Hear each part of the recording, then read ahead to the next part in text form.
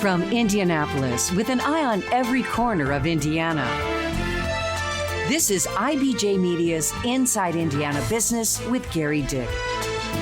Presented by Ice Miller and Indiana University. IU Health is stamping its footprint to create a massive multi-billion-dollar medical corridor in downtown Indianapolis. How innovation at 16 Tech fits into the plan. Plus, feeding the 1 in 6 Hoosiers who don't get enough food to eat.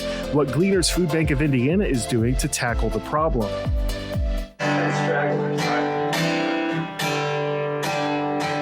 And the Jim Irsay Collection hits Lucas Oil Stadium, a kickoff to the Colts season with the likes of Mellencamp, Buddy Guy, and Hart legend Ann Wilson. It's all ahead on this week's Inside Indiana Business. Hello and welcome to Inside Indiana Business. I'm Gary Dick. It has been talked about, dreamed about for decades, a health and life sciences corridor near downtown Indianapolis. And with billions of dollars of investment now in place or under construction, there are indications those dreams are moving toward reality. IU Health well underway in its construction on a planned $2 billion hospital and medical campus along West 16th Street, one of the largest hospital projects in the entire nation. It is a nearly 50-acre site expected one day to be home to more than 6,000 employees. Not far from that project is what is envisioned as the anchor of the corridor, the $500 million 16 Tech Innovation District. That's a project that spanned 4 mayoral administrations and is now a hub for research, technology, and entrepreneurship, all designed to attract and keep scientific talent and professionals in Indianapolis. In fact, some suggest 16 Tech can be an anchor for a 65-mile high-tech corridor extending all the way to Purdue University. And at the helm at 16 Tech during this transformational time, the new president and CEO, Emily Kruger, who just took over after Bob Coy retired. Business of Health reporter Kylie Valletta here now with her conversation and a vision for the future. Kylie. That's right. It's really starting to take shape downtown. Well, the CEO role is new to her. Kruger has been part of the team at 16 Tech since 2018 as Chief Operating Officer. The life sciences and medical innovation sector is only a piece of 16 Tech, but it's a major strength. The Indiana Biosciences Research Institute is headquartered there and has shared wet labs, the only place in central Indiana where life sciences startups have access to that type of lab space. And with IU Health's medical corridor project well underway downtown, 16 Tech will serve as a major connector. That link will soon be made even stronger. In just a matter of days, crews will break ground on a new bridge connecting 16 Tech's mission to the vision for the new medical corridor. Well, we're right at the center of it. You mentioned IU Health to our north, IU School of Medicine to our south. Roughly 25% of the tenants that are currently located in 16 Tech are in the life sciences or adjacent to healthcare. There's also the investment that's happening at the GM stamping plant and the headquarters for Elanco. And if you extend that down to Anthem and Lilly's corporate presence, we've got a concentration of both research, university, and industry assets. And 16 Tech is really the place where all of those can come together. We're going to break ground this fall on a bridge which will cross Fall Creek and connect the 16 Tech Innovation District to the hospitals to our south, as well as the IUPUI campus. And this is a really important physical connection to downtown. And it's one that we're excited because it will enhance the flow of people that go back and forth between 16 Tech and downtown as well. This marks the second phase of development for 16 Tech, and it also enables us to create access to additional development sites in the district. And so our goal as we move forward is to really attract more of these specialized resources and development to 16 Tech. While 16 Tech is in close proximity to major medical players downtown, Kruger says it's had the perception of being a bit isolated, so the bridge will provide a direct connection. So an exciting time at 16 Tech. And I think that connectivity piece is really interesting because I know in addition to the physical connection to 16 Tech and some of these other assets, there are also tubes and all kinds of cool connectivity for medical supplies, devices, and all that kind of Yeah, this is actually a fun piece of trivia. There's a tube that connects an IU facility north north of 16 Tech, crosses the creek and goes to the IU School of Medicine radiology department. And they send radiopharmaceuticals through this tube. It's a mile long. It takes about 80 seconds because radiopharmaceuticals have a really short shelf life. In about 80 seconds, they can get them where they need to be. So they say they've been moving medical supplies along this route for a while. So this bridge is symbolic in a way. Now they're going to start moving cars and people too, because it's a pedestrian-friendly bridge. With the bridge, Hey, quickly, Building 1, when it opened out there, it didn't open to much fanfare because it opened right in the middle of the pandemic. It was in the thick of the pandemic, and we covered it, and it was a beautiful building, but it was pretty empty. And so she says it's a really neat thing right now to see this building, the whole area in 16 Tech come to life. It's really blossomed into the active place it's supposed to be. Kyla Valletta, great information on 16 Tech and that medical corridor. We'll talk to you soon. All right. Well, Purdue University remains in rarefied air. News this week that Purdue remains among the top universities in the world for innovation. The Intellectual Property Owners Association and the National Academy of Inventors are out with their annual list of the top 100 universities in the world to be granted U.S. utility patents in 2021. For the second consecutive year, the Purdue Research Foundation ranked number 6 in the world with 169 patents, which is also tops in the Big Ten. Indiana University ranked number 73 on that list. The top 3, the University of California system at number 1, followed by MIT and the University of Texas system. You can see the full list at InsideIndianaBusiness.com. Well, basketball has been in the cards as a career for Thad Matta since he was born in the tiny town of Hoopeston, Illinois, just a stone's throw away from the Indiana border. He's my guest on the next Business and Beyond podcast. Matta returns to the bench as Butler's head coach this season after health issues forced him away from the game he loves for several years. He shared his thoughts on what it's like climbing the ladder to be the guy and calling the shots and really what happened when he was as an assistant at Miami of Ohio in the late 90s. He got a call from Butler to join the staff. I said, hey, I got offered a job at Butler. And I said, don't worry, I'm not going to take it. He says, no. He says, you have to take the job. Huh. I said, what? He goes, Barry Collier's trying to get out of Butler. You're going to be the next head coach of Butler. Just that, you think of all the stories or all the times that you had as an assistant, hoping and praying that you got your chance to be a head coach. And I've always said this, I'm the luckiest guy in the world. I'll be the first to admit it of how things happen for me. But, I did pay my dues. There's no question about it. I think it's one of the most fascinating aspects of coaching that nobody talks about. Much more with Butler head basketball coach Thad Matta on this week's Business and Beyond podcast. You can find it at InsideIndianaBusiness.com. Coming up next, rolling north to the RV capital of the world, where the economy is taking on a new direction. More on what's driving growth with Elkhart Mayor Rod Roberson. Well, there are increasing signs that Elkhart is about more than RVs. From the refurbished historic Hotel Elkhart to major riverfront development to a new aquatic center, the RV capital of the world is changing. With more on what's fueling the economic momentum there, I'm pleased to be joined by Elkhart Mayor Rod Roberson, who joins me from his office in Elkhart. Mayor, thanks for joining me. Oh, thank you for having me. I really appreciate it. You bet. Hey, well, I mentioned a couple of things going on, and there is a lot of activity in Elkhart County as well. The Wall Street Journal recognized Elkhart as the #1 emerging market in the country for housing. So you're getting national attention now. What's fueling this momentum?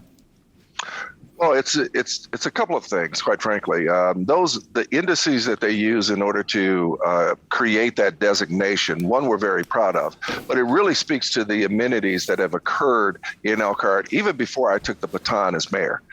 We have changed our way of looking at economic development like most legacy cities, meaning cities that were huge manufacturing. We do contribute to the manufacturing equation in the state, and we do well with it. But what's important is that amenities drive that. And what has occurred with those amenities and those indices that Wall Street Journal has used is that the things that we're doing for quality of place, quality of life is starting to really reap benefit to bringing companies here as well as individuals to live here.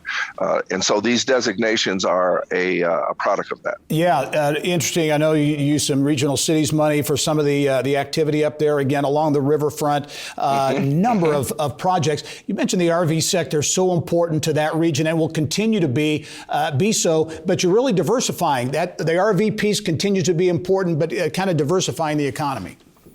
It's important that we do.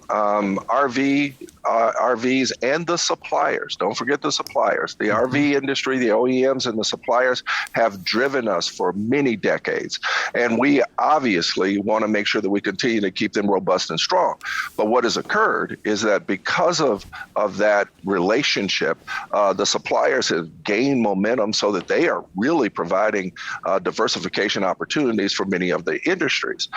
And so when you combine what we've done with quality of place with the supplier base, we are seeing burgeoning industries and medical supply companies that actually use some of the same materials that the RV industry use. We've seen Amazon, which is obviously going to build one of their largest distribution centers east of the Mississippi, right here in Elkhart. And it's so important to us because logistics is basically a hidden gem for Elkhart.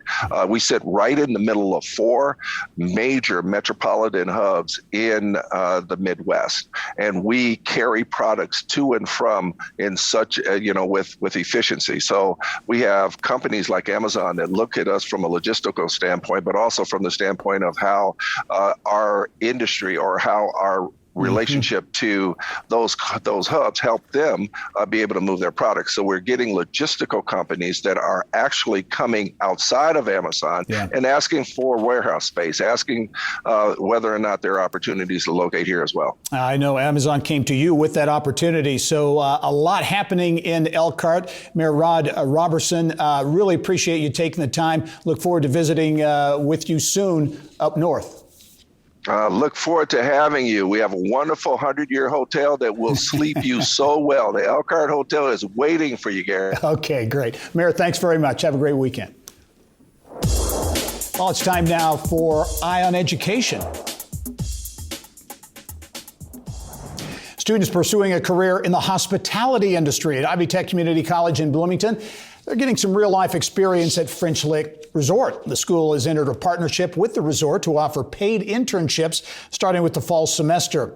The internship is for students enrolled in the Hospitality Administration and Culinary Arts and Baking and Pastry program. The resort includes 2 4-diamond historic hotels, 2 golf courses, 2 spas, and more than a dozen food and beverage venues. It also has a casino, and importantly, this paid work experience counts toward an associate degree. The National Science Foundation has awarded a 5-year grant to Ball State University's College of Sciences and Humanities. The $750,000 grant designed to increase retention and graduation rates among academically talented and low-income students in chemistry and biology. The foundation will provide scholarships to 16 undergraduate students. Ball State says it will focus on students from Muncie Central High School, the Indiana Academy for Science, Mathematics, and Humanities, and Burris Laboratory School. Well, the Cam and Schellinger Brewery in Mishawaka, a blast from the past of a once thriving area along the riverfront there. Why it landed on Indiana's 10 most endangered list again this year, and how it could be saved. That's coming up. This is Alex Brown. Get caught up on the state's top business news every business day with Inside Indiana Business Radio on demand. This twice-daily podcast features our statewide Inside Indiana Business Radio reports with additional bonus content that you can listen to anytime, anywhere. You can listen now on the podcast page at InsideIndianaBusiness.com or subscribe for free on Apple Podcasts, Spotify, or wherever you get your podcasts. Indiana treasures on the brink of extinction. Indiana Landmarks recently released its annual 10 most endangered list. Again this year, we're showcasing those Hoosier jewels and what is needed to save them. One repeat location on the list from 2021, the long-abandoned Cam and Schellinger Brewery along the St. Joseph River in northern Indiana. Around Indiana reporter Mary Rachel Redmond has more from Mishawaka. One beautiful beer. The oldest known recipe in the world is beer. A dry beer, a mellow beer, a hearty beer. In fact, some historians even credit the cold one with the rise of civilization itself. Or thirst-quenching refreshment. So one could argue America's earliest breweries should be considered hallowed ground, especially if they're still standing. It may not be a Coors or a Budweiser, but in its day, Cam and Schellinger was quite the operation. And then Cam and Schellinger, they may not have been one of the largest industries of Mishawaka, but they had lots of products and their name was everywhere. But it was brothers-in-law Adolf Cam and Nicholas Schellinger, both German immigrants, that would make the Cam and Schellinger Brewing Company one of Mishawaka's most celebrated manufacturers. Cam Schellinger Brewery started in 1853. The Cam family, there are two houses.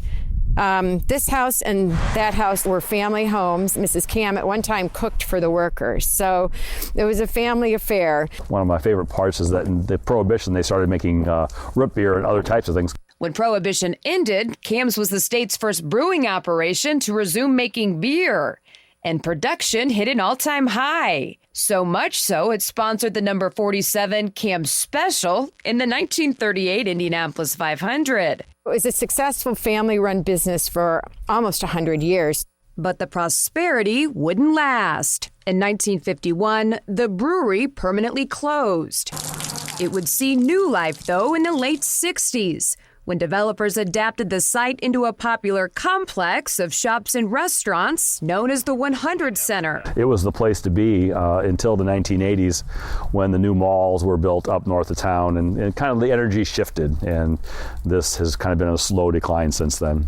We're not able to get inside the building, so even as a city, because we have an out-of-town owner, so we don't know the situation with the state of the building inside. But structurally, it still looks pretty darn good. It's solid masonry. You've got a building built out of brick and concrete. You've got this piece that's kind of coming off, and behind it you've got these metal bars kind of blocking windows. These. A lot of different things going on back here, which I think is part of the fun of this site. And to me, the best part is the fact that this is on the St. Joseph River. It's an amazing location. We talked about the river was part of what really ran the factory.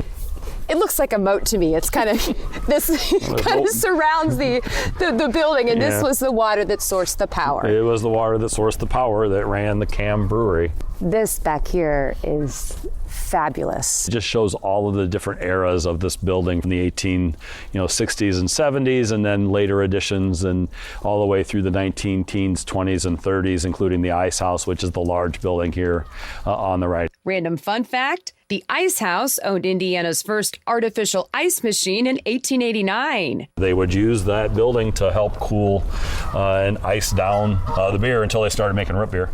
And that was for Prohibition. That was Prohibition. Yeah, root beer had to do something. And so the tall building here, which I think also offers lots of opportunities for reuse. You can put a lot of different things inside this large, tall building. Yeah. And really bring it back to life again. Hopefully with more heat than it did when it was an ice house.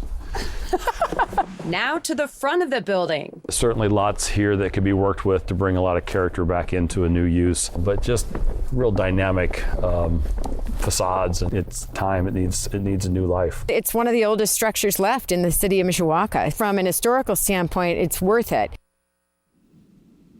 It's Mary Rachel Redmond from earlier this year in Mishawaka. Well, Gleaners Food Bank of Indiana is taking a bold step in bridging the food gap. It's a big problem in Indiana. 1 in 6 Hoosiers don't get enough to eat.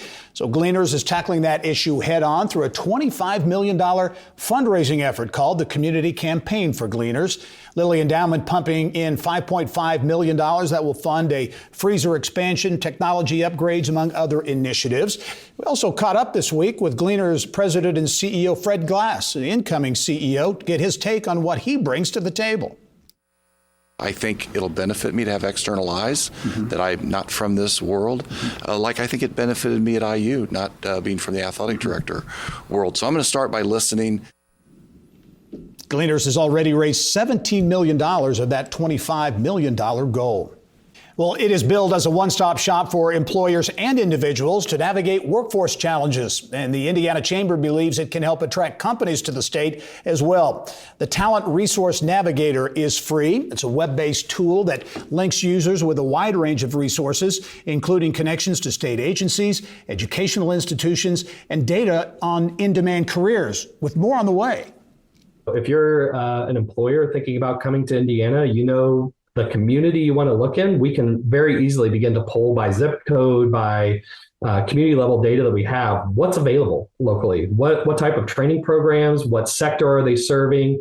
In the future, we're going to continue to build in wraparound services into that as well. So, what transportation resources are available, childcare, those types of things that an employer is really looking at the holistic elements of a community. They're not just looking at degrees, right? And so we want to make sure that we provide that big picture so that we can tell an accurate story of what's happening in Indiana.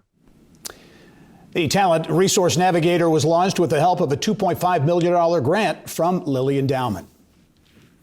Well, an NFL football team owner and rock and roller at heart.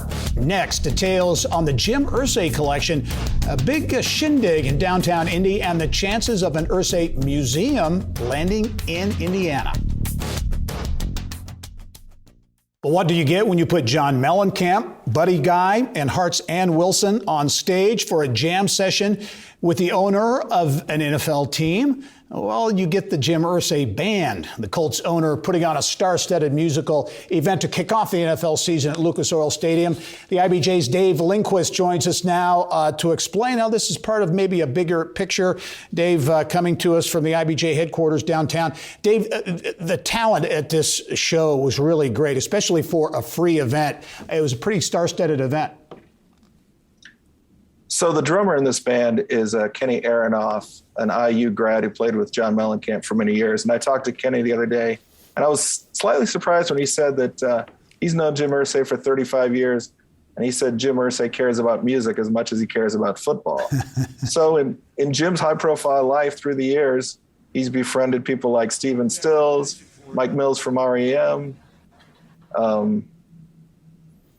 a lot of different, that's fascinating. And this is part of, I don't know if you call it a tour, or would you, Dave, the number of these musical events that he has held around the country. And as I understand it, the event held this weekend at Lucas Oil, kind of bigger and better than some of those other productions.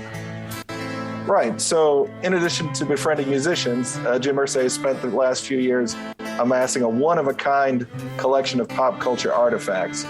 Guitars previously owned by all members of the Beatles, Ringo Starr's drum kit from 1964, David Gilmour's guitar, a guitar owned by Prince, and a guitar owned by Kurt Cobain of Nirvana. And since last summer, he's been taking it to cities across the United States and showing it off. Yeah. Hey, well, I want to talk about that because I talked with Jim Irsay on my Business and Beyond podcast earlier this year, and he talked about the collection and his interest, at least at the time, in creating a standalone museum for it. Here's what he had to say. $100 million of artifacts and different things into this facility. And I'm not looking to make money. But it has to be displayed, shown the right place, and if it doesn't work out, I can't keep it in the city or state. I have to go to Nashville or Austin, and I don't want to. All right, Dave, you're hearing though that maybe that permanent location for a museum isn't in the cards now. What are you hearing on that front? So I think the acknowledged perception when he started the tour is that he was auditioning cities for a museum. Indianapolis, of course, a lot of people in town would love to have it. It would be quite an asset for the city. But he gave an interview in New York a few weeks ago where he kind of tweaked that idea. I think he's having such a great time playing music with these world-class musicians that he's talking about kind of an open-ended tour.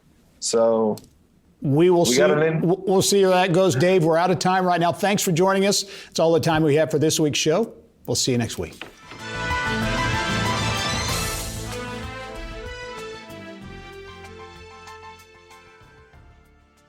Thank you for listening to the Inside Indiana Business Television podcast. Remember, you can get the latest business news from every corner of the state at InsideIndianaBusiness.com. I'm Gary Dick. Go out and make it a successful week.